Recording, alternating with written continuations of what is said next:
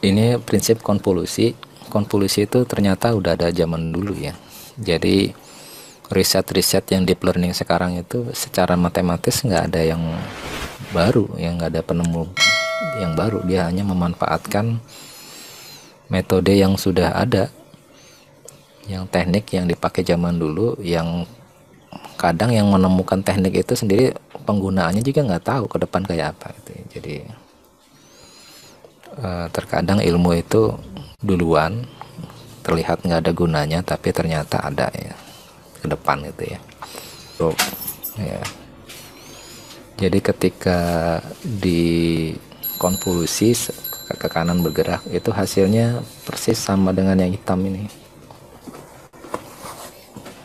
Ini same padding. Ini salah satu teknik supaya nggak mengurangi resolusi gitu.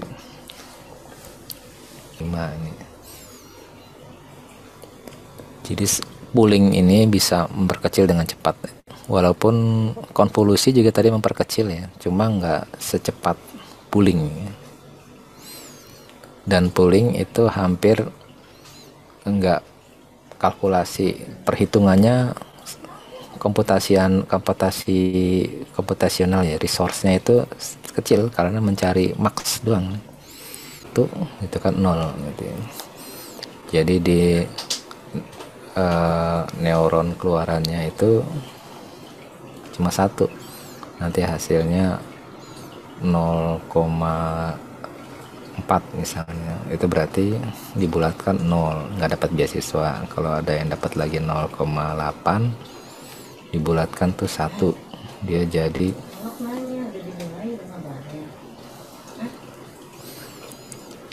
satu. Kemudian nah kalau yang softmax, kalau yang kasus beasiswa kita itu keluarannya 2 gitu. Ini bentuknya dia 2. Nanti dua-duanya keluar itu angka misalnya 0,1, 0,9, berarti itu hasilnya ya 0,9 yang menang. Ini di kelas ini kelas ke-0, ini kelas ke-1 gitu. Berarti kelas ke-1 jawabannya.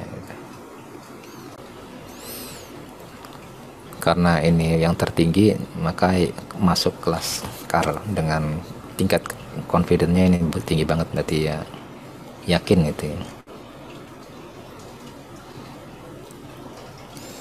Ini ada contoh, coba kita buka ini. Di sini kita pakai data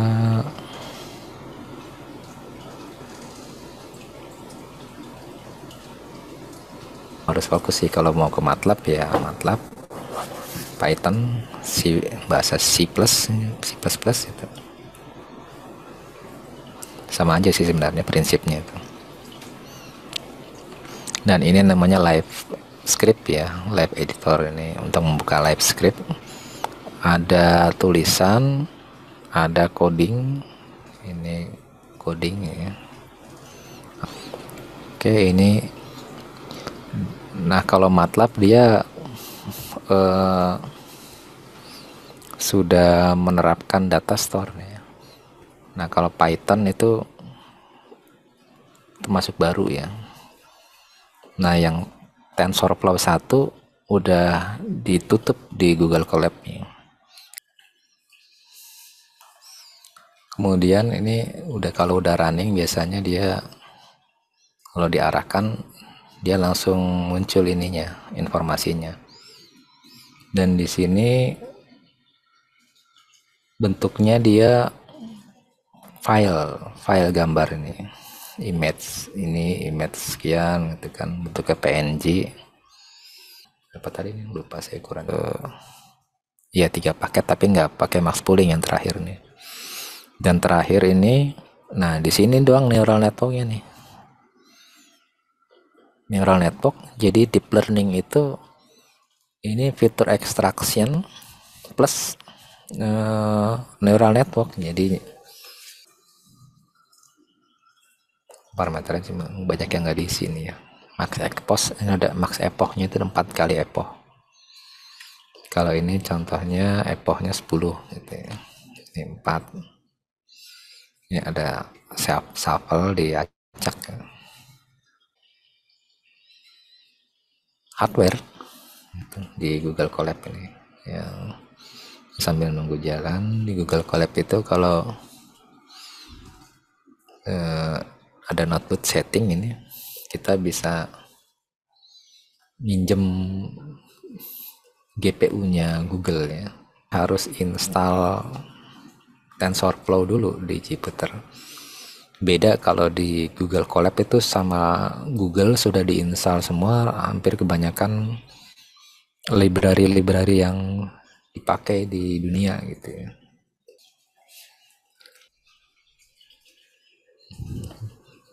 Sambil nunggu langsung aja kita. Nah ini jumlahnya ini nggak rata kan ya, ada yang 600, ada yang 8 hampir 900, tapi nggak apa-apa asal nggak jomplang banget gitu ya. Tapi ini dia dibalancing nih ya, dibalancing sama dia 100 semua gitu ya. Ini supaya balance trend. Gambar 1 titik gitu ya. 2, 3, 4 terus sampai ada 50 gitu ya. Kehebatan dari ResNet ya, cuma tadi ini nanti aja kita bahas ya, ini harusnya kita bahas CNN ya. Di split 0,3 berarti trainingnya 70%, testingnya 30%, sisanya itu buat ngetes gitu ya. Ini yang plus ya, dia jalan terus. Ini sisanya itu dikonvolusi ini konvolusi. Kalau yang CNN kan atau VGG itu seperti ini, konvolusi semuanya dikonvolusi. Ini jalan terus, sisanya itu dikonvolusi gitu ya. Per learning ini apa ini namanya, matriks prediksi gitu ya. Nah seperti ini gitu ya. 0 1 2 gitu ya. Memprediksi 2, ini benar tadi, memprediksi 2 memprediksi 1, keluarnya 0, nggak ada gitu ya. Memprediksi 0, keluarnya 1, ada ternyata nih, ini ya 1, ini error berarti kan ya, salah ini.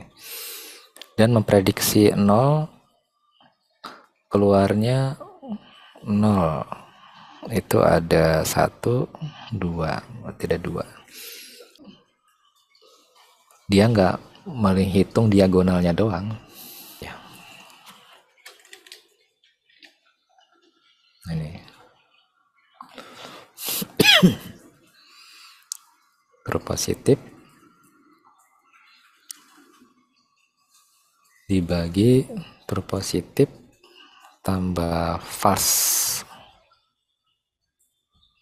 positif, false negatif. Yang ini nggak dihitung ya, true negatif. Ini kalkulasi IOU gitu ya.